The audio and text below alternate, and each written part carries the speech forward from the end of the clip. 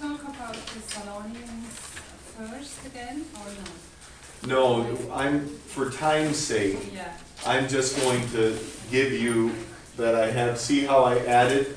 okay. I added in, and I'm sorry about that, No, Esther. it's okay. I know I asked you. What I would like to hear what your meanings are about, like near-death experience. Near-death experience. I know a good article on that actually. I believe that people do enter into the realm of God, some. And yet, to use that to support the truth of Christianity. To say, see, this person almost died and they said they saw the Lord. That proves Christianity. Well, there are other people who are living ungodly, sinful lives. And when they almost die, or die and come back, they say they just saw all this light. Well, now wait a minute here. So then Paul is wrong all the time? The Bible's wrong? Because they were ungodly. They weren't Christians and they saw light. So I say that there is also in the mind, conscience, our level in chemicals and things, and that as we enter into an unconscious state, that there can be, mental imagery of light and stuff. So I don't think that it's always supernatural. And I would say then, to be fair, that there are some who have claimed to have a supernatural experience when they almost died. It could have been just leaving the conscious realm. But then when you have kids come back and say that they left the room, like the movie that's coming out, kids that leave a room, or adults, this is a common one. It's not common, but it's a number of them. They leave the room and they see things happening that are outside of their room. How did that happen? Clearly there's something supernatural at death. The spirit of a person leaving. So, but to say that is that in and of itself is what we should say. See, Christianity is true. What about the people who aren't Christians that see light and feel good? Yeah.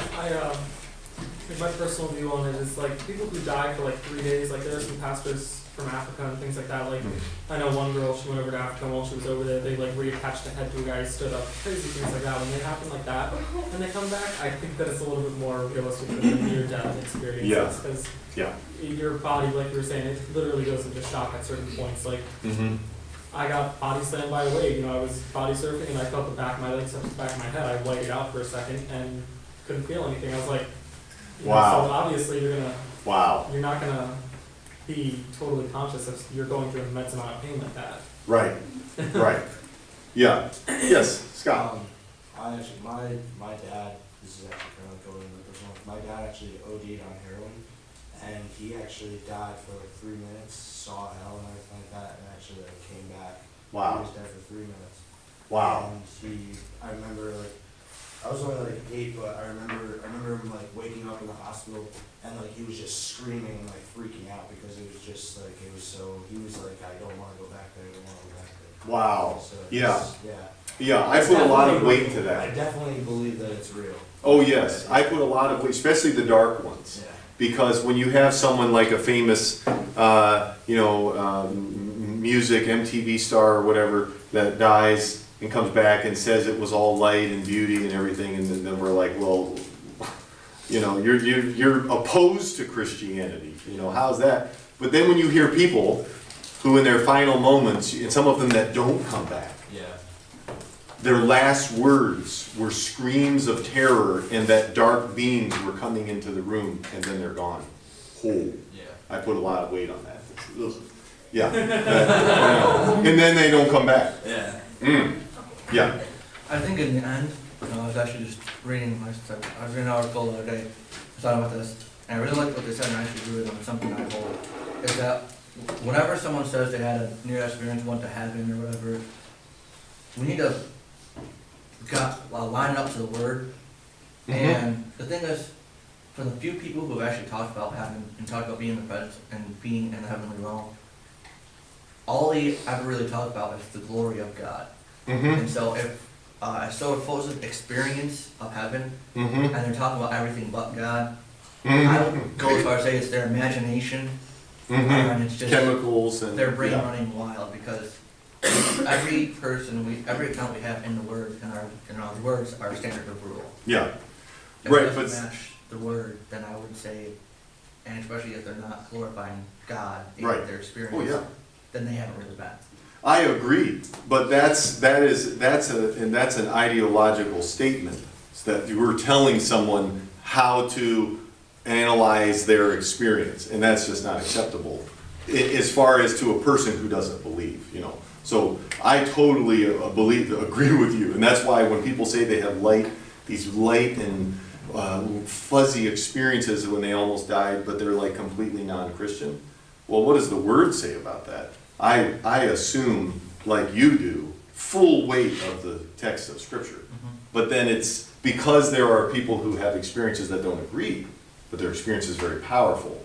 It's hard to argue from the place of experience. So, but I'm totally with you, Matthew, on that. But those outside are not. You know, those outside of the faith. Yes.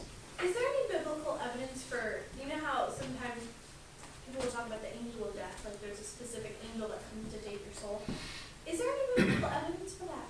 No, no, I remember this conversation going when there was a show that was on, I think it was the 80s or early 90s, I forget, Touched by an Angel, something like that. And one of the angels, the real handsome, he had a white suit, he was the angel of death, but he was this very kind person. But he would just come there when people died, and it was all interesting and sort of nice. But I think it's more, we have the killing of the Egyptian firstborn sons and God's spirit moving and killing the firstborn sons. So that is important. But as far as the angel of death, other than that, I don't think there is any support for there being a specific being who is assigned to death. Do you think maybe, you know how human mind has to personify things sometimes? Mhm. Maybe the death has just been personified, so maybe it's less scary. If it's not just this vague thing, if it's a specific being, maybe Right. it's less scary. Death is personified in Scripture, poetically, and it's personified in many places. But that's a literary tool that helps us get the, but it's not personified, right, I think I'm hearing what you're saying, Grace. The fact that it's personified doesn't mean that means that that's an actual being. We have to understand what using a literary tool is when it's not meant to be literal. Then we have to say, well, which ones are, but yeah, it's personified. So, good. Okay.